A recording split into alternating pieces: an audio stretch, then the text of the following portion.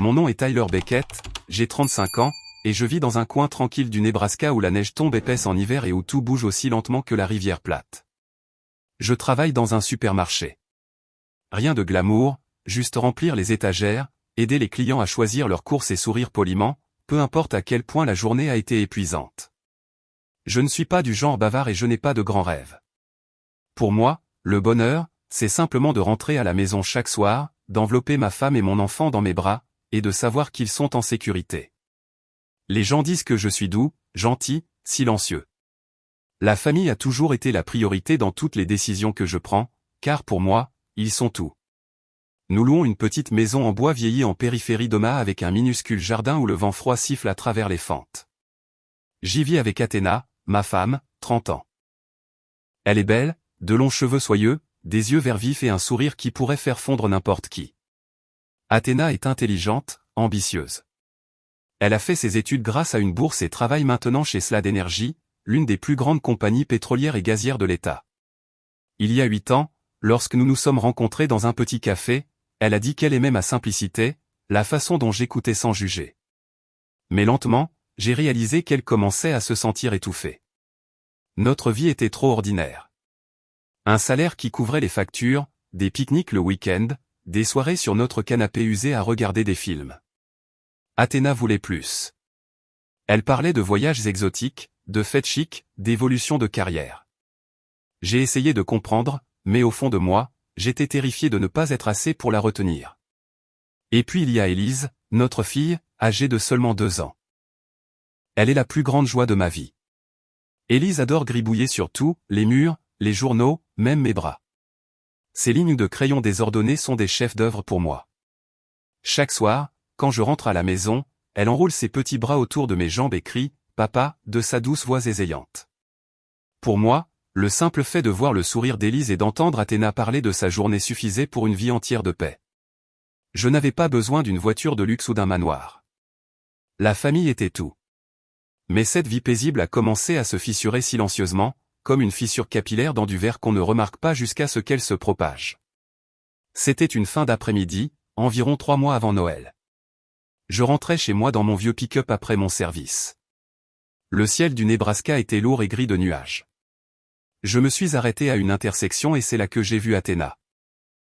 Elle sortait du bâtiment de Slad Energy dans une robe moulante qui épousait sa silhouette, les cheveux dansant au vent. Mais au lieu de rentrer à la maison comme d'habitude, elle s'est dirigée directement vers une voiture de luxe étincelante, une Mercedes noire, du genre que seuls les très riches conduisent. L'homme à l'intérieur a ouvert la porte et Athéna a souri en se glissant sur le siège passager. Je l'ai reconnu instantanément. Griffin Slad, 32 ans, PDG de Slad Energy et fils du grand patron. Athéna parlait de lui tous les soirs, la voix pleine d'admiration. Griffin est si brillant, chérie. Il a guidé l'entreprise à travers la crise pétrolière sans licencier une seule personne. J'avais pensé que c'était juste du respect professionnel. Mais maintenant, en la regardant assise à côté de lui, mon cœur s'est serré. J'ai essayé de me calmer. Peut-être qu'elle se faisait juste raccompagner ou qu'ils avaient une réunion tardive. Mais à partir de ce jour, tout a changé. Les appels téléphoniques secrets ont commencé. Athéna prenait des appels dans une autre pièce, chuchotant, gloussant. C'est juste le travail. Ne t'inquiète pas, disait-elle quand je demandais. Elle a commencé à rentrer tard, 20h, 21h, parfois après minuit. Je devais rester pour une échéance, prétendait-elle, les yeux évitant les miens. Ces mensonges maladroits ont alimenté mes soupçons. Je restais éveillé à côté d'elle, écoutant sa respiration régulière, me demandant si j'imaginais des choses. Athéna ne me trahirait jamais, n'est-ce pas? Nous avions un bail. Nous avions des souvenirs. Je me suis accroché à cette croyance, fragile comme un fil. Puis tout s'est effondré. C'était une soirée pluvieuse, exactement 2 semaines avant Noël. Athéna m'a envoyé un texto pour dire qu'elle devait travailler tard sur le rapport de fin d'année. Je l'ai cru, je lui ai juste dit de manger quelque chose et j'ai terminé mon service au magasin. En rentrant chez moi, en passant devant l'hôtel de luxe du centre-ville, j'étais sur le point de tourner quand j'ai aperçu la Mercedes de Griffin garée sous l'entrée couverte. Je ne sais pas pourquoi, mais je me suis garé et j'ai attendu. 5 minutes plus tard, j'ai vu Athéna sortir de l'entrée de l'hôtel, main dans la main avec Griffin sous les lumières dorées se reflétant sur la pierre mouillée. Ses cheveux étaient légèrement ébouriffés par la pluie, mais son visage rayonnait de soulagement et de bonheur, comme quelqu'un qui venait de se délester d'un lourd fardeau. Ce fardeau, c'était moi.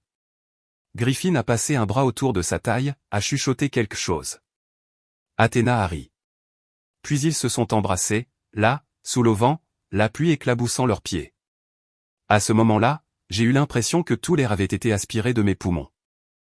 J'ai agrippé le volant, l'engourdissement se propageant de mes doigts à mon cœur. Pluie ou larmes, je ne pouvais plus faire la différence. Athéna, la femme que j'aimais plus que la vie elle-même, se tenait dans les bras d'un autre homme comme si je n'avais jamais existé. Cette nuit pluvieuse, j'ai su que ma famille était brisée. Je l'ai attendue cette nuit-là. Élise dormait déjà, ses gribouillages au crayon sur le mur, un rappel douloureux du bonheur qui s'échappait. La porte s'est ouverte. Athéna est entrée, portant la légère odeur d'une eau de Cologne inconnue. Je me suis levé immédiatement. Athéna, tu étais avec lui, n'est-ce pas? Griffin Slade. Elle s'est figée, puis s'est tournée vers moi avec des yeux si froids qu'ils m'ont glacé le sang. Je me suis approché, la voix tremblante. Pourquoi les 3 dernières années ne signifient-elles rien pour toi? Élise dort là-dedans. Penses-tu seulement à notre fille? Athéna n'a pas bronché. Elle a parlé calmement, comme en lisant un verdict. Je ne t'aime plus, Tyler. Je n'ai pas besoin de toi et je n'ai pas besoin d'Élise. Mon cœur est tombé à mes pieds. La colère en moi a disparu, ne laissant que le choc et le vide. J'ai trouvé le seul avenir que je veux, a-t-elle poursuivi, la voix plate. Je me suis effondré à genoux, non par faiblesse, mais parce que mes jambes ont tout simplement cédé. Athéna, pense à notre fille. On peut arranger ça. Elle m'a regardé avec un mépris pur. Tu ne vaux pas la peine que je reste. Ce mariage a été un fardeau. Tu n'es qu'un employé de supermarché, Tyler. Je mérite quelqu'un de mieux. À ce moment-là, j'ai compris. La femme qui se tenait devant moi n'était plus ma femme. Ma famille était vraiment terminée. 2 jours avant Noël, Athéna a fait ses valises et est partie sans dire au revoir à Élise. Quand je suis rentré à la maison semblait creuse et terriblement silencieuse. Sur la table de la cuisine se trouvaient des papiers de divorce à côté de son alliance, posés là négligemment comme un message final et froid. Mon téléphone a vibré. Un email de la compagnie aérienne envoyé au compte familial partagé. La passagère Athéna Beckett s'est enregistrée en ligne. Vol de Houston à Paris. C'est à ce moment-là que j'ai compris qu'elle s'était envolée pour Paris avec Griffin. Paris, l'endroit que nous avions un jour rêvé de visiter pour notre lune de miel, était maintenant le paradis de quelqu'un d'autre.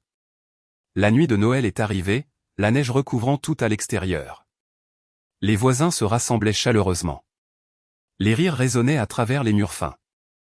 J'étais assis sous la faible lumière jaune, tenant une Élise endormie dans mes bras. Elle se recroquevilla, sa petite main agrippant ma chemise, inconsciente que sa mère l'avait abandonnée. J'ai lutté contre le sentiment d'être complètement délaissé, la douleur s'abattant sur moi par vagues. On s'en sortira, ma chérie, elle chuchotait, mais ma voix semblait creuse. Dehors, le vent hurlait et je me sentais l'homme le plus seul du monde. Puis on a frappé à la porte, doucement mais clairement. Mon cœur a sauté. Une petite partie insensée de moi espérait que c'était Athéna qui revenait, même si je savais que c'était impossible. J'ai ouvert la porte. Le vent froid s'est engouffré. Debout dans la neige qui tombait se tenait un vieil homme, digne, imposant, cheveux d'argent, yeux vifs comme des lames, me fixant droit dans les yeux. Il portait un long manteau cher et se tenait droit malgré la tempête. Il a parlé, la voix tremblante d'émotion, mais portant une autorité indéniable. Tyler Beckett, mon fils. Je te cherche depuis 35 ans. À cet instant, je suis resté figé. J'ai essayé de me ressaisir, j'ai pris une profonde inspiration, mais ma voix tremblait encore quand j'ai enfin parlé. Vous devez vous tromper de personne.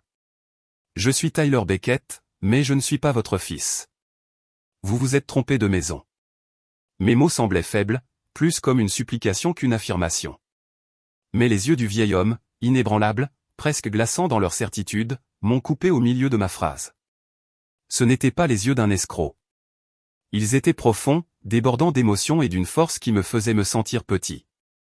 Il n'a pas scié, me regardant simplement comme s'il pouvait voir droit dans mon âme. Il a répondu, sa voix basse et chaude, mais tremblante de sentiment.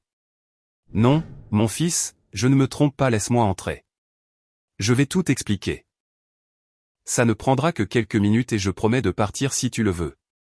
Il a demandé poliment, mais il y avait de l'autorité dans son ton. Le genre qui vient d'une vie à donner des ordres, pas à mendier. J'ai hésité, la suspicion montant. Qui savait qui était vraiment cet homme? Un escroc profitant de la nuit de Noël. Un ivrogne qui s'était perdu. Mais ensuite, j'ai jeté un coup d'œil dehors. Les voisins riaient encore sous les lumières scintillantes, et je ne voulais pas faire de scène ni réveiller Élise. De plus, au fond de moi, quelque chose me disait qu'il ne plaisantait pas. Il y avait quelque chose chez lui qui attisait la curiosité, même si mon esprit rationnel criait de claquer la porte. J'ai reculé et j'ai ouvert la porte plus grand. Très bien, entrez, mais faites vite et ne réveillez pas ma fille. Il a hoché la tête et est entré d'un pas assuré, malgré les cheveux argentés et les rides profondes gravées sur son visage. Une fois assis, il s'est éclairci la gorge et s'est présenté formellement. Je suis Randolph Slade, président de Slade Energy, la plus grande compagnie pétrolière et gazière du Nebraska. J'ai failli rire de l'absurdité. Slade Energy. Le nom m'a frappé comme un éclair. C'était là que travaillait Athéna. Où Griffin, l'homme qui avait volé ma femme, était PDG. Randolph Slade. J'avais entendu des rumeurs à son sujet dans les journaux. Un magnate reclus qui vivait derrière de hauts murs dans un manoir. Pourquoi était-il ici, dans ma location délabrée, la nuit de Noël? J'ai secoué la tête, essayant de rester calme. Monsieur Slade, si vous êtes vraiment qui vous dites être, pourquoi diable pensez-vous que je suis votre fils? J'ai des parents. J'ai ma propre vie. Ce doit être une erreur. Randolph m'a regardé longuement, ses yeux patients mais portant une douleur ancienne. Tyler, laisse-moi commencer par le début. Il y a 35 ans, ta mère biologique est morte au moment où tu es né. Elle s'appelait Éléonore, l'amour de ma vie. Elle était belle, brillante, douce. Nous nous sommes rencontrés à l'université, sommes tombés follement amoureux, et tu as été le fruit de cet amour. Il fit une pause, la voix baissant comme s'il avalait un souvenir qui faisait encore mal. Mais Éléonore était fragile. L'accouchement a été trop difficile, et elle est décédée sur la table d'opération. Elle t'a laissé à moi et m'a laissé avec un chagrin que je n'ai jamais vraiment surmonté en 35 ans. Sa voix s'est brisée, ses yeux brillaient. Je suis resté silencieux, écoutant, bien que le doute inonde encore mon esprit. Il a continué en détail. Les premiers jours de son, ou de son fils, au manoir Slade, entouré de nounous et de jouets chers. Il a décrit Éléonore comme si elle était encore en vie, la voix pleine de tendresse. Elle avait les mêmes yeux verts que toi, Tyler. Et ce sourire, je le vois en toi. Je me suis figé. Des yeux verts. Je m'étais toujours demandé pourquoi je ne ressemblais en rien à mes parents. Il disait juste que je tenais de parents éloignés. Maintenant, les mots de Randolph ont remué tous les doutes enfouis que j'avais jamais eus. Il a poursuivi, quand tu avais 2 ans, je me suis remarié. Et ce fut la plus grande erreur de ma vie. Aelia, ma seconde femme, était ambitieuse et impitoyable. Elle était jalouse de toi, le véritable héritier du nom Slade. Elle voulait que son propre fils, Griffin, soit le seul successeur. Je n'ai pas vu la haine avant qu'il ne soit trop tard. Ces mots ont poignardé comme un couteau. Griffin, l'homme qui a pris Athéna, était son fils, ce qui signifie mon demi-frère? J'ai reculé, secouant la tête violemment. Arrêtez, monsieur Randolph. C'est insensé. Mais il n'a pas arrêté. Sa voix est devenue plus lourde, pesant sur toute la pièce. Puis tu as disparu, Tyler. Enlevé au milieu de la nuit pendant que j'étais à une réunion d'entreprise. J'ai presque perdu la tête. J'ai engagé des détectives. La police a retourné le Nebraska et tous les États voisins. Rien. Pas de demande de rançon, pas de message. Tu as disparu comme si tu n'avais jamais existé. Il a serré les poings jusqu'à ce que ses jointures blanchissent. Je t'ai cherché pendant des années. J'y ai versé des millions. Chaque piste s'est terminée en impasse. Chaque nuit, je restais éveillé à me demander où tu étais, si tu étais en sécurité ou même en vie. Mon cœur battait la chamade maintenant, mes nerfs devenant incontrôlables. Son histoire était trop détaillée, trop. Pourtant, elle ne pouvait pas être à propos de moi. Randolph a pris une profonde inspiration et a poursuivi, la voix baissant. Ce qui m'a finalement conduit à toi, c'est le scandale entourant l'affaire de Griffin. Mon deuxième fils, ton demi-frère. Griffin est brillant mais imprudent. Quand j'ai appris qu'il était impliqué avec Athéna, ta femme, une femme clairement motivée par l'argent et le statut, j'ai dû protéger le nom de la famille. Slade Energy ne pouvait pas se permettre un scandale. Il fit une pause puis dit, alors j'ai ordonné une enquête complète sur tout le monde autour de Griffin, et c'est là qu'ils t'ont trouvé. Athéna. Son nom a frappé comme un coup de poing. J'ai agrippé les bras du fauteuil, la rage se mêlant au choc. Athéna. Vous êtes au courant pour elle? Randolph a hoché la tête, les yeux pleins de regret. Oui. Mon équipe a retracé son histoire, ses dossiers de travail, sa vie personnelle. Et puis ils ont trouvé ton dossier, Tyler. Un homme ordinaire travaillant dans un supermarché du Nebraska. Mais les détails correspondaient de manière impossible. Date de naissance, trait physique, même une petite cicatrice sur la main dont je me souvenais de quand tu étais petit. Je n'en croyais pas mes yeux. Je me suis levé d'un bond, arpentant la pièce, la tête tourbillonnante. Vous m'avez enquêté. Vous avez envahi ma vie privée. Mais il a continué calmement. Des recherches plus approfondies m'ont laissé sans voix. J'ai découvert que ma défunte femme, Aelia, avait orchestré l'enlèvement elle-même. Elle t'a secrètement remis à un couple, Wayne et Patricia Beckett, pour t'élever en échange d'argent et de silence. Je ne pouvais pas attendre une seconde de plus.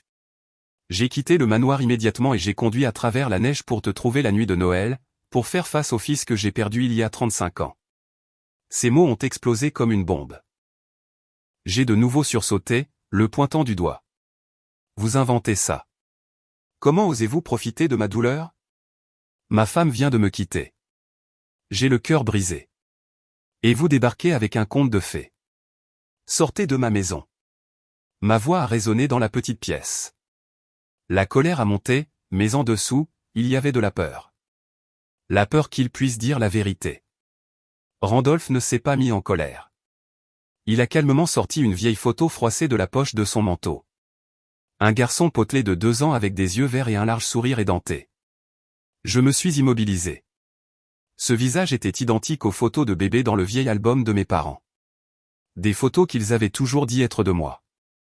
C'est toi, Tyler. Prise au domaine Slade avant que tu ne disparaisses, a-t-il dit, la voix tremblante. J'ai pris la photo avec des mains tremblantes. Des souvenirs ont afflué, feuilletant les albums de famille, mes parents adoptifs esquivant toujours les questions sur mes premières années. Je me suis effondré dans le fauteuil, l'esprit en chaos. Puis Randolph a produit une autre chose, une feuille de papier. Des résultats récents de tests ADN qu'il avait secrètement fait faire. J'ai prélevé un échantillon d'une tasse de café que tu as utilisé au café près du supermarché. Les résultats sont là. Randolph Slade et Tyler Beckett. 99% de correspondance. J'ai fixé la photo, puis le rapport ADN. La tête tourbillonnant comme si j'avais été pris dans une tornade. Une sueur froide a éclaté. Ce ne pouvait pas être. Mes parents, Wayne et Patricia, des menteurs.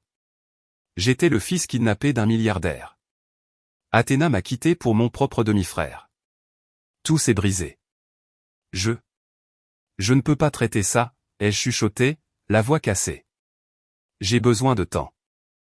S'il vous plaît, laissez-moi seul. Randolph a hoché la tête, sans pression. Il s'est levé, posant doucement une main sur mon épaule. Je comprends, mon fils. Quand tu seras prêt, appelle-moi. Mon numéro est ici. Il a laissé sa carte et est sorti dans la nuit enneigée. La porte s'est fermée.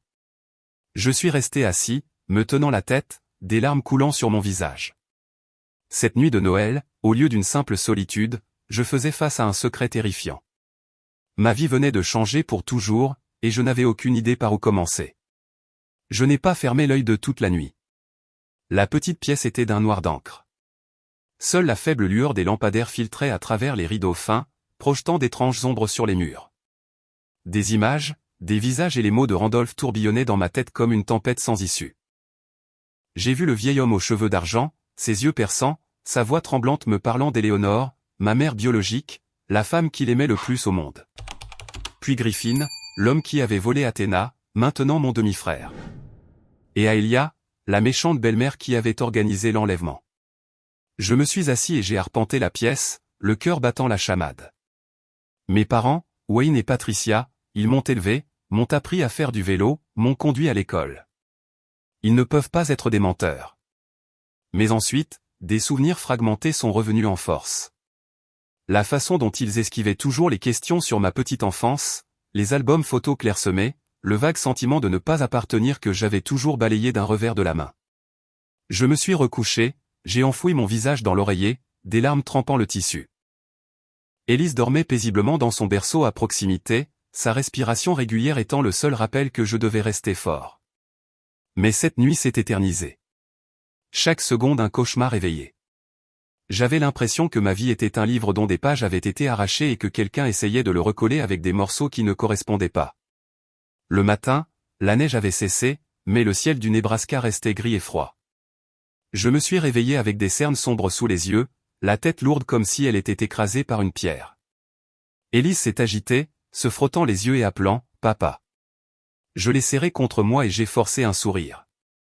Mais je savais que je ne pouvais plus supporter ça. La confusion me rongeait comme un ver.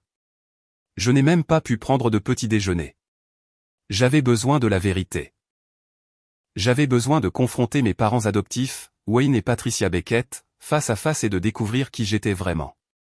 Si Randolph avait raison, toute ma vie avait été un gigantesque mensonge. S'il avait tort, il était fou. J'ai pris sa carte de visite, les mains tremblantes en composant.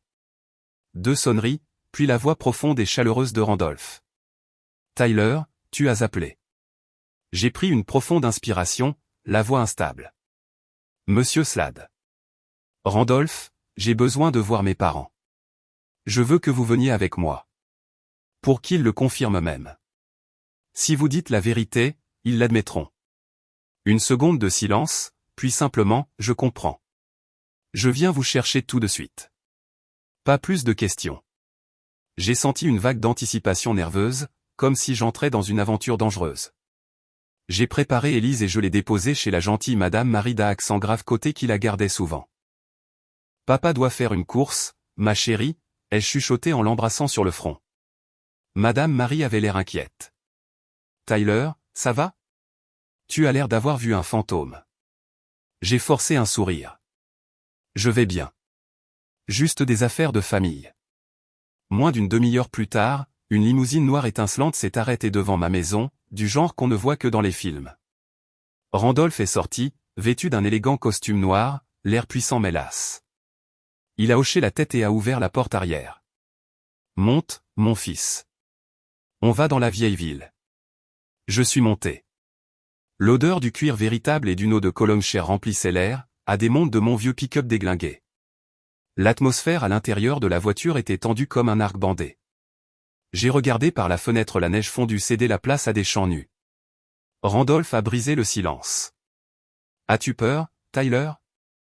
Je me suis tourné vers lui, la voix tremblante. Terrifié. Terrifié que tout ce que vous avez dit soit vrai. Terrifié que mes parents ne soient pas mes parents.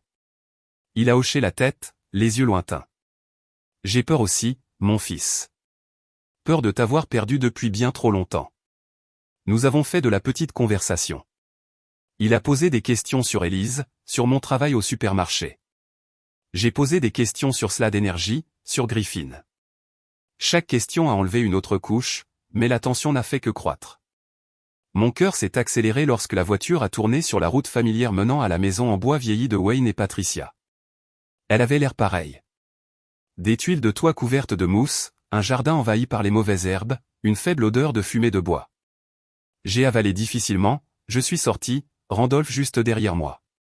Quand Wayne et Patricia m'ont vu entrer avec un homme plus âgé et bien habillé, ils se sont figés. Ils étaient assis à la table de la cuisine, Wayne lisant un vieux journal, Patricia tricotant. La surprise s'est transformée en inquiétude sur leur visage. « Tyler, que fais-tu ici si soudainement ?»« Et qui est-ce » a demandé brusquement Wayne en se levant, mais ses mains tremblaient. Patricia a plissé les yeux vers Randolph. « Mon fils, qui est-il » Il a l'air riche. J'ai pris une profonde inspiration, essayant de garder ma voix stable, bien que mon cœur batte comme un tambour. Nous nous sommes assis à la vieille table en bois. L'air était lourd comme avant un orage. Je leur ai posé une seule question. Maman, papa, suis-je vraiment votre fils biologique, ou ai-je été adopté? C'était comme si une bombe avait explosé. Ils ont tressailli, ont hésité une fraction de seconde. Le visage de Wayne est devenu rouge. Il s'est levé d'un bond, renversant sa chaise, et a rugi. Mais qu'est-ce que tu racontes, Tyler? Ne dis pas de folie. Tu es mon fils. Né ici même, à l'hôpital local. Je me souviens de ce jour comme si c'était hier. Sa voix était forte, mais j'ai vu la panique dans ses yeux. Patricia a reniflé, essuyant des larmes avec sa manche. Tu es grand maintenant et tu n'as plus besoin de tes vieux parents. C'est ça? Tu oses remettre en question tout ce que nous avons sacrifié pour toi? Nous avons tant abandonné pour t'élever, et maintenant tu viens nous accuser. Ma poitrine s'est serrée, mes nerfs à vif. Ils esquivaient, et cela ne faisait que me rendre plus certain. Randolph était resté silencieux, assis droit comme une statue. Maintenant, il a parlé, la voix basse et glaciale, résonnant dans la petite pièce. Je suis Randolph Slade, le père biologique de Tyler, et j'ai la preuve que vous deux avez caché l'enlèvement de mon fils pendant 35 ans. C'était comme si la foudre avait frappé. Wayne et Patricia se sont instantanément retournés contre Randolph, le visage violet de rage. Wayne l'a pointé du doigt. Vous êtes un fou. Vous avez rempli la tête de Tyler de ses balivernes, n'est-ce pas? Vous essayez de le voler à la famille qu'il a élevée. Sortez. Patricia a sangloté plus fort. Vous êtes un escroc. Tyler est notre fils. Vous ne l'emmènerez jamais. L'air était suffocant. J'étais assis au milieu, la tête tourbillonnante, les mains crispées sous la table. Randolph est resté parfaitement calme. Il a sorti le rapport ADN et la vieille photographie de sa mallette et les a posés sur la table. Ceci est la preuve ADN que Tyler est mon fils. Et cette photo, le garçon de 2 ans qui a été enlevé. Si vous ne dites pas la vérité, j'appellerai la police tout de suite pour complicité d'enlèvement. Vous ferez face à la prison. Wayne et Patricia se sont effondrés comme si toute leur force s'était écoulée. Wayne est retombé sur sa chaise, le visage pâle, se tenant la poitrine. Patricia a sangloté de manière incontrôlable, les épaules secouées. Ils se sont regardés, puis m'ont regardé comme si le secret qu'ils avaient enterré pendant 35 ans venait d'être arraché. Le silence s'est étiré, rompu seulement par les pleurs et le vent hurlant à l'extérieur. Finalement, Wayne s'est affaissé, la voix rauque et vaincue. Très bien, très bien. Nous avouons. Nous avons pris l'argent de votre défunte femme, Aelia Slade. Elle nous a payé une grosse somme pour emmener l'enfant loin et l'élever comme le nôtre. En échange, un silence absolu. À l'époque, nous pensions que c'était notre chance de nous en sortir, mais nous nous sommes trompés. Patricia a hoché la tête, tremblante, des larmes coulant sur son visage rempli de regrets. Tu n'es pas notre fils biologique, Tyler. Tu nous as été amené quand tu avais 2 ans. Nous avons essayé de t'élever vraiment, mais... Sa voix s'est brisée. Elle n'a pas pu continuer. Et ce silence a fait plus mal que n'importe quelle confession. Je me suis effondré. Toute mon enfance, chaque once de confiance s'est brisée. Mon cœur me faisait mal comme s'il était poignardé. Les larmes ont coulé de manière incontrôlable. Pourquoi? Pourquoi avez-vous fait ça? Ai-je suffoqué, la voix cassée? Ils ont baissé la tête, incapables de me regarder dans les yeux. Randolph a doucement posé une main sur mon épaule. Assez, mon fils. Allons-y, je me suis levé, les jambes lourdes comme du plomb, et je suis sorti de la maison que j'appelais autrefois mon foyer. Le vent dehors coupait comme des couteaux, mais mon cœur était plus froid. Je n'ai pas regardé en arrière, j'ai juste marché jusqu'à la voiture, les larmes brouillant ma vision. Sur le chemin du retour, des souvenirs de chaque offense ont soudainement afflué comme un vieux film joué à l'envers. J'ai enfin compris pourquoi j'avais toujours été traité froidement. Enfant, la moindre erreur, faire tomber un verre, me salir un peu, méritait des cris furieux de Wayne. Tu es si maladroit, Tyler. Tu ne peux rien faire de bien, alors que les pères de mes amis en riaient simplement. Patricia ne m'a jamais serré dans ses bras ni réconforté. Quand je pleurais, Elle disait, tu es trop grand pour être un pleurnichard. Je pensais qu'ils étaient stricts ou juste pauvres. Mais maintenant, c'était de l'indifférence. En grandissant, j'ai toujours eu des vêtements de seconde main, rapiécés encore et encore, ce qui faisait de moi la cible de moqueries. Les anniversaires étaient un petit gâteau acheté en magasin. Pas de bougies, pas de cadeaux. Un vélo? Tu crois qu'on est fait d'argent, a lancé Wayne quand j'ai supplié. Chaque souhait était rejeté. J'ai appris à m'en passer, à me débrouiller seul, mais j'ai toujours eu envie d'un vrai câlin. Adulte, j'ai toujours essayé d'être un bon fils. J'envoyais de l'argent tous les mois, même avec mon petit salaire de supermarché. Je réparais la maison chaque fois que je venais. Je peignais les murs, réparais la plomberie. En retour, un signe de tête froide de Wayne, et occasionnellement, tu n'arriveras jamais à rien, Tyler. Tu travailles toujours dans ce supermarché, comme si mes efforts n'étaient qu'un devoir, jamais assez pour mériter un véritable amour. Patricia disait peu de choses, mais ses yeux me traversaient toujours comme si j'étais un étranger. J'avais pensé qu'ils étaient durs parce que nous étions pauvres. Wayne, mécanicien, Patricia, femme au foyer, joignant les deux bouts dans une petite ville. Mais maintenant, à travers le prisme de la vérité, j'ai vu que ce n'était pas la misère. Je n'avais jamais vraiment été leur fils. Ils m'avaient élevé pour de l'argent, pas par amour. Mon cœur s'est senti déchiré. Les larmes ont coulé sur mon visage dans la voiture. Randolph était assis à côté de moi, écoutant tranquillement alors que je déversais tout, puis il a dit doucement, « Mon fils, je te rattraperai ça. Mais pour l'instant, repose-toi. » La voiture est retournée vers Omaha, mais à l'intérieur de moi, tout était encore le chaos. Cette confrontation avait tout changé, et je savais que la tempête ne faisait que commencer. Quand je suis rentré à l'appartement, je suis entré comme un fantôme, j'ai claqué la porte et j'ai laissé l'obscurité tout envahir. La pièce semblait aussi vide que ma poitrine. Le vent hurlant à l'extérieur ressemblait à des rires moqueurs.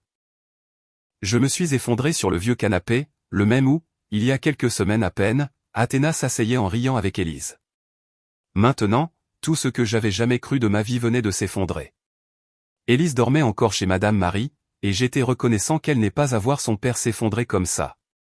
Je suis resté assis dans le noir pendant des heures, n'écoutant que mon propre cœur battre, comme pour me rappeler que j'étais toujours en vie. Mes yeux sont tombés sur la carte de visite de Randolph sur la table, brillant faiblement à la lumière du lampadaire. Il était mon vrai père, un milliardaire. La pensée était à la fois enivrante et terrifiante. Elle m'a fait trembler. Cette nuit-là, je n'ai pas dormi, j'ai juste fixé le plafond pendant que 1000 questions sans réponse me déchiraient l'esprit. Dans les jours qui ont suivi, Randolph est venu me rendre visite discrètement, sans jamais pousser. Il arrivait l'après-midi, frappait doucement et apportait des sacs de nourriture de restaurants chics, des salades fraîches, du pain artisanal grillé, des fruits importés que je n'avais jamais goûtés. « Je pensais que tu devrais manger correctement, » disait-il, la voix basse et chaude. Il n'a jamais posé de questions sur ma décision, ne m'a jamais poussé à l'appeler papa. Au lieu de cela, il a apporté des cadeaux pour Élise, de belles poupées, des livres d'images colorées, et a joué avec elle comme s'il essayait de rattraper des décennies soudainement perdues. Élise s'est immédiatement attachée à lui, gloussant quand il la soulevait haut et racontait des contes de fées de cette voix profonde, imposante, mais douce. Elle gribouillait sur ses mains sans crainte. Randolph souriait simplement, un sourire rare qui adoucissait les rides profondes de son visage, et la laissait faire ce qu'elle voulait. Le regarder jouer avec ma fille a remué une tempête en moi. De la gratitude qu'il soit apparu et ait apporté de la chaleur dans cette maison froide. De l'incrédulité que ce milliardaire reclus, président de Slad Energy, soit assis sur le sol de mon salon à jouer à la dinette avec une enfant de 2 ans. Et une douleur que je ne pouvais nommer parce que je ne savais pas si je devais le laisser entrer ou garder mes distances avec le père que je venais de découvrir. Un après-midi, alors que Randolph empilait des blocs de bois avec Élise sur le sol, la pièce semblait inhabituellement chaude et paisible. Il construisait une tour. Élise poussait des cris de joie à chaque fois qu'elle s'effondrait. Je me tenais dans la cuisine, préparant du café, forçant un sourire. Puis la porte s'est soudainement ouverte en grand. Pas de coup, juste le cliquetis familier des clés qui a fait s'arrêter mon cœur. Athéna est entrée, vêtue d'une robe courte et moulante, les cheveux en chignon haut, avec Griffin à ses côtés, affichant son habituel sourire suffisant. Elle était venue chercher le reste de ses affaires laissées dans le placard et me presser de signer les papiers du divorce. Je suis resté figé. Le café s'est renversé sur le sol. Élise a levé les yeux et a appelé « Maman » de sa voix innocente, mais Athéna a à peine jeté un coup d'œil à sa fille. Athéna et Griffin se sont figés en voyant Randolph dans notre minuscule appartement. Griffin a balbutié, le visage perdant sa couleur. « Papa, qu'est-ce que tu fais ici? Pourquoi es-tu dans la maison de ce perdant ?» Athéna est devenue blanche, serrant son sac à main, clairement confuse. « Monsieur Slade. »« Quoi? Qu'est-ce que vous faites ici ?» Sa voix tremblait. Ses yeux allaient de moi à Randolph. L'air est devenu tranchant comme une lame de rasoir en un instant. La tension montait comme un fil sur le point de se rompre. Randolph n'a rien dit au début, les regardant simplement avec des yeux froids comme de l'acier, assis sur le sol, mais irradiant une autorité absolue. J'ai serré les poings, la rage bouillonnant alors que je regardais les deux personnes qui avaient détruit ma famille. Athéna, la femme que j'aimais, se tenant maintenant à côté de son amant, et Griffin, mon demi-frère. J'ai immédiatement confronté Athéna, la voix tremblante de fureur. « Qu'est-ce que tu fais ici? Tu te présentes avec ton amant juste devant notre fille? Comment peux-tu être si cruel que tu ne regardes même pas Élise une seule fois? Elle t'appelle maman et tu la traites comme une étrangère. » Mes mots ont déstabilisé Athéna, son visage a rougi. Elle a balbutié des excuses insignifiantes. Ne dramatise pas ça. Je suis juste venu chercher mes affaires. Élise, elle ira bien. Je suis occupé. Le travail à Paris. Mais ces mots sonnaient creux, faibles. Je pouvais voir la panique dans ses yeux. Griffin se tenait à ses côtés, les bras croisés, essayant d'avoir l'air calme, mais ses mains tremblaient. Acculée, Athéna s'est déchaînée, libérant toute sa frustration comme une inondation. « Tais-toi, Tyler. Tu es un échec. Toujours coincé dans ce travail de supermarché sans avenir. Tu ne nous as jamais donné, à moi ou à notre fille, la vie que nous méritions. J'ai dû vivre dans ce taudis alors que Griffin me donne tout. Des voyages, une vraie maison, des voitures de luxe. Pensais-tu que je pouvais supporter ça pour toujours? » Ces mots ont poignardé comme des couteaux. Mon cœur s'est de nouveau brisé. Élise a commencé à pleurer, sentant la tension, et je l'ai prise dans mes bras, essayant de la calmer. Mais Athéna ne s'est pas arrêtée, les yeux flamboyants. « Tu as toujours été faible, Tyler. Pas d'ambition, pas d'argent, rien. J'ai eu raison de te quitter. » Griffin a souri et a retourné le couteau dans la plaie, la voix dégoulinant de moquerie. « Elle a raison, Athéna. Ce type est né au bas de l'échelle. Pauvre en argent et pauvre en volonté. Elle a bien fait de larguer un perdant pathétique comme toi, un employé de supermarché. » Hilarant. Il m'a regardé comme si j'étais une ordure sous sa chaussure. Mon sang a bouilli, l'adrénaline a monté en flèche. J'ai voulu lui sauter dessus, mais Élise dans mes bras m'a retenu. Randolph était resté silencieux, mais j'ai vu ses poings se serrer. À l'instant où Griffin a fini de parler, Randolph a frappé sa main sur la table basse. Bang! Le son a résonné comme le tonnerre, faisant taire toute la pièce. Il s'est levé de toute sa hauteur, imposant et dominant, et a rugi, silence. Tout le monde s'est figé. Il a regardé droit dans les yeux de Griffin, la voix glaciale. Comment oses-tu parler à ton frère aîné de cette façon? Les mots ont explosé comme une bombe. Les yeux de Griffin se sont exorbités d'incrédulité, balbutiant. De quoi tu parles? Lui? Mon frère? Impossible. La bouche d'Athéna s'est ouverte, le visage blanc comme du papier. Tyler, le frère de Griffin? Monsieur Slade? Vous plaisantez, n'est-ce pas? Randolph a hoché la tête une fois, la voix basse mais inébranlable. Oui, Tyler est mon premier-né, kidnappé il y a 35 ans. L'ADN l'a prouvé. Griffin a perdu la tête. Le visage cramoisi, criant. Mensonge. Tu t'es fait avoir, papa. Ce type n'est qu'un chercheur d'or. Dans sa rage, il a renversé une chaise, a jeté un vase décoratif bon marché par terre, le brisant en morceaux, et a juré sauvagement. Je n'ai pas de frère. Tu es un idiot, vieil homme.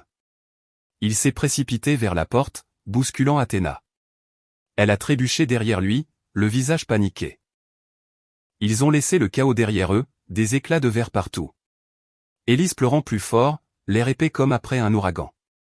Randolph a regardé son plus jeune fils partir, les yeux remplis d'épuisement et d'impuissance.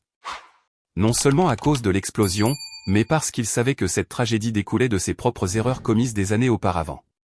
Il a soupiré, s'est assis, avec des mains tremblantes, a commencé à ramasser les morceaux cassés. Je me tenais à côté de lui, les émotions tourbillonnantes, la rage, le choc, et une étrange lueur de soulagement. Elise s'est calmée dans mes bras, et quand Randolph a levé les yeux, j'ai fait un petit signe de tête de remerciement pour m'avoir défendu, même si ce n'était que pour un bref instant dans la tempête. Merci. Merci, papa, de m'avoir défendu, ai-je chuchoté. La première fois que je l'ai appelé ainsi, il a eu un sourire triste. Je te protégerai toujours, Tyler, à partir de maintenant. Mais je savais que la vraie tempête ne faisait que commencer, avec Griffin et Athéna Lador et les sombres secrets de la famille Slade qui m'attendaient encore. Après cette confrontation chaotique, tout semblait s'apaiser, mais seulement en surface. J'ai essayé de reprendre une vie normale, déposant Elise à la garderie, allant travailler au supermarché, remplissant les étagères avec un sourire forcé. Puis les lettres anonymes ont commencé. La première était une simple enveloppe blanche glissée sous ma porte. Pas de timbre, pas d'adresse. Mes mains tremblaient en l'ouvrant. À l'intérieur, juste quelques lignes tapées à la machine.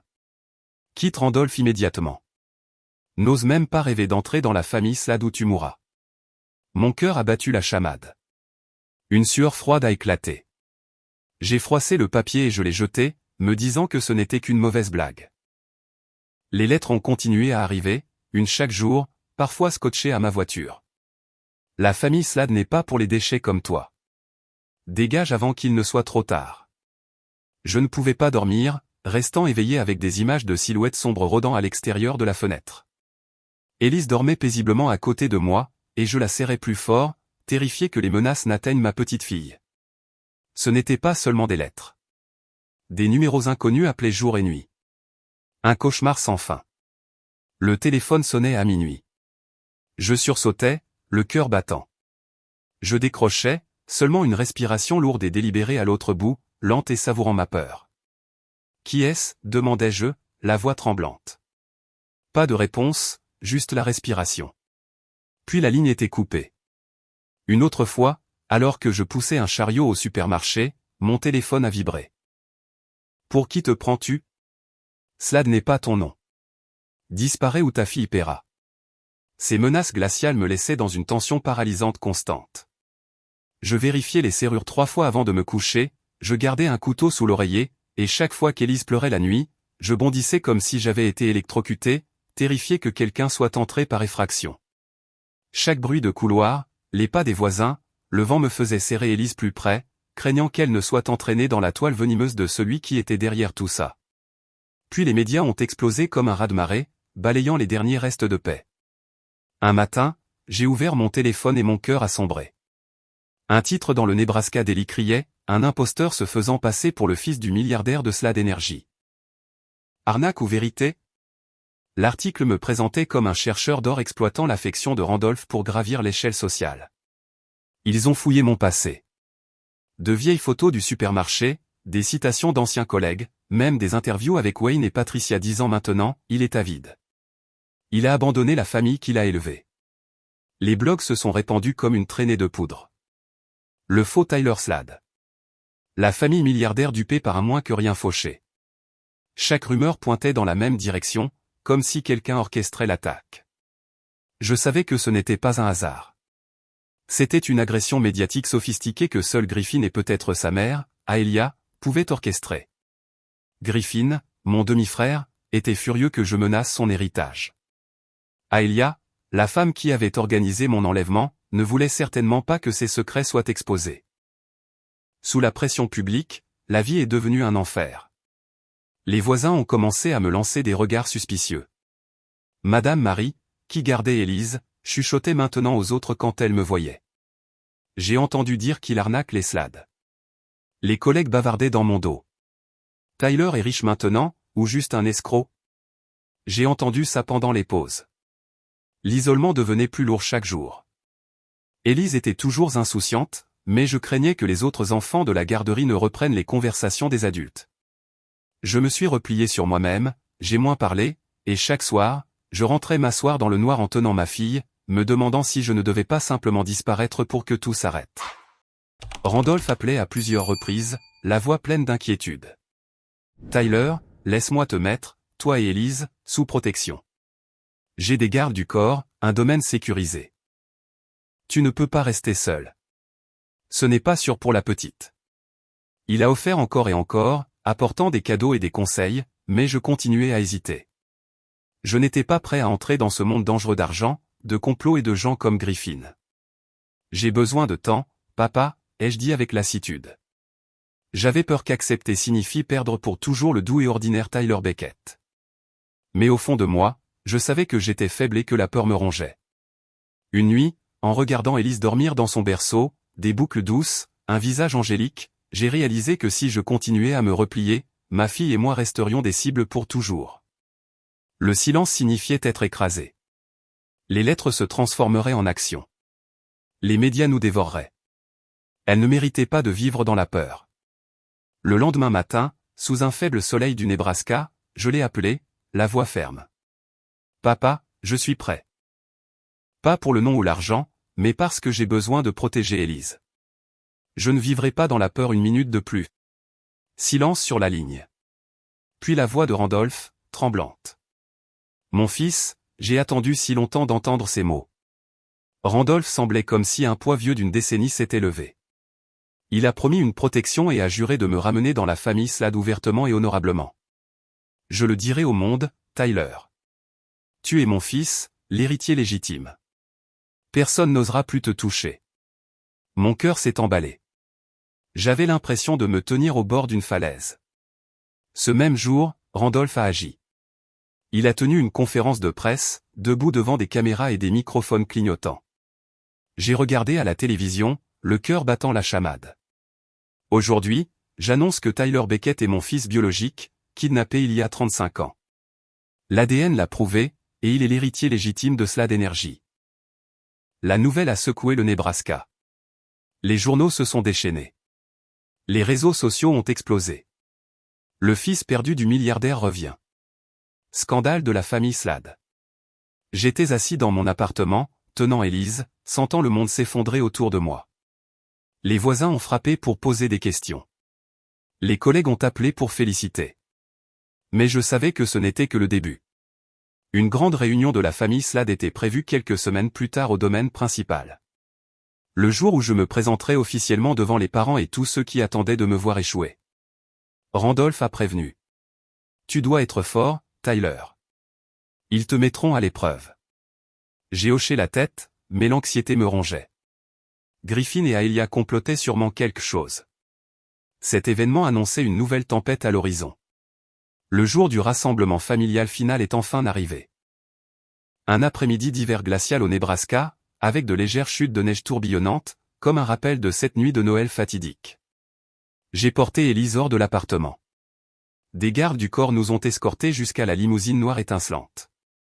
La voiture a glissé doucement à travers les rues familières, puis a tourné dans le quartier exclusif des domaines en périphérie d'Omaha, un monde que des gens ordinaires comme moi n'avaient jamais rêvé d'entrer. Quand la voiture s'est arrêtée aux portes du manoir Slade, j'ai été submergé par un niveau de luxe que je n'avais jamais imaginé. Des portes en fer forgé imposantes avec des sculptures complexes, des jardins manucurés encore verts malgré l'hiver, et la maison principale s'élevant comme un palais. Des murs en pierre blanche, des colonnes grecques, des vitraux étincelants sous les lumières. Des voitures de luxe remplissaient la cour, des chauffeurs en uniforme se tenaient au garde à vous. Je suis sorti, tenant Elise. Le vent coupait comme des couteaux, mais de la sueur perlait sur mon front. Les gardes du corps ont ouvert la porte et nous sommes entrés. Chaque pas était lourd, la tension à son comble. J'imaginais Griffin et Aelia attendant à l'intérieur avec de faux sourires et des complots cachés. Que ferait-il? M'insulter? Ou pire? À l'intérieur du grand hall, la chaleur rayonnait d'une immense cheminée, mais l'escalier était glacial. La longue salle à manger, plus proche d'une salle de banquet, était bondée de parents Slade, de visages puissants et de vêtements chers, costumes Armani, robes de soirée scintillantes, l'air épais de parfums coûteux. Ils étaient assis autour d'une table en bois exquisément sculptée, chargée de plats français élaborés, foie gras, vin rouge fin, couverts en argent brillant. Certains chuchotaient et riaient entre eux. Mais au moment où je suis entré, tenant Élise, toute la pièce est tombée dans un silence absolu. Tous les regards étaient fixés sur moi, un étranger dans un costume neuf qui trahissait encore la maladresse d'un employé de supermarché. Je me sentais comme un animal en cage, le cœur battant la chamade, une sueur froide coulant le long de ma colonne vertébrale. Élise a enfoui son visage dans mon épaule, effrayée. Je lui ai caressé le dos. C'est bon, ma chérie. Papa est là. Randolph s'est levé pour m'accueillir avec une chaleur et une fierté rares. Il s'est approché rapidement, m'a serré doucement dans ses bras et a rayonné. Mon fils est ma précieuse petite fille. Sa voix a résonné, mais la pièce est restée silencieuse. Il m'a conduit à la tête de la table, sa propre place, et a annoncé, tout le monde, voici Tyler Slade, mon fils aîné, perdu depuis 35 ans. Même si la presse l'avait déjà rapporté, la pièce a éclaté en protestation. Des poings ont frappé la table. Des voix ont crié, ce n'est pas ton fils. On t'a trompé. Des questions sceptiques m'ont été lancées. Quelle preuve a-t-il? L'ADN peut être falsifié. La tension était un fil sur le point de se rompre. Mes mains tremblaient. À l'extrémité de la table était assise ma belle-mère, Aelia Slade, 58 ans, élégante et imposante, la souveraine absolue de ce monde. Les bras croisés, le dos droit, ses yeux perçants comme des couteaux me transperçaient. Elle portait une robe noire coûteuse, les cheveux en un chignon sévère, des diamants scintillant à sa gorge comme une reine sur son trône. À côté d'elle se trouvaient Griffin et Athéna, tous deux rayonnant d'un mépris froid, comme si ma présence était une insulte. Griffin fixait avec mépris, un demi-sourire sur les lèvres, les doigts serrés autour de son verre de vin. Athéna, mon ex-femme, évitait mes yeux, sa robe rouge frappante mais la faisant paraître petite dans ce décor. Le silence s'est rapidement dissous en ricanements et chuchotements. Certains me dévisageaient et murmuraient, regardez-le. Des vêtements bon marché. D'autres se détournaient avec dégoût. Quelques-uns regardaient avec une curiosité amusée, comme si j'étais un divertissement temporaire. Le fils perdu depuis longtemps. C'est tout droit sorti d'un film d'Hollywood. Je suis resté là, me sentant dépouillé devant la foule, mais j'ai serré Élise fort pour qu'elle n'ait pas peur. Aelia se leva lentement, la voix calme mais tranchante comme une lame de rasoir, coupant l'air. Randolph, que fais-tu? Amener un étranger de basse classe d'origine inconnue dans cette famille est dangereux.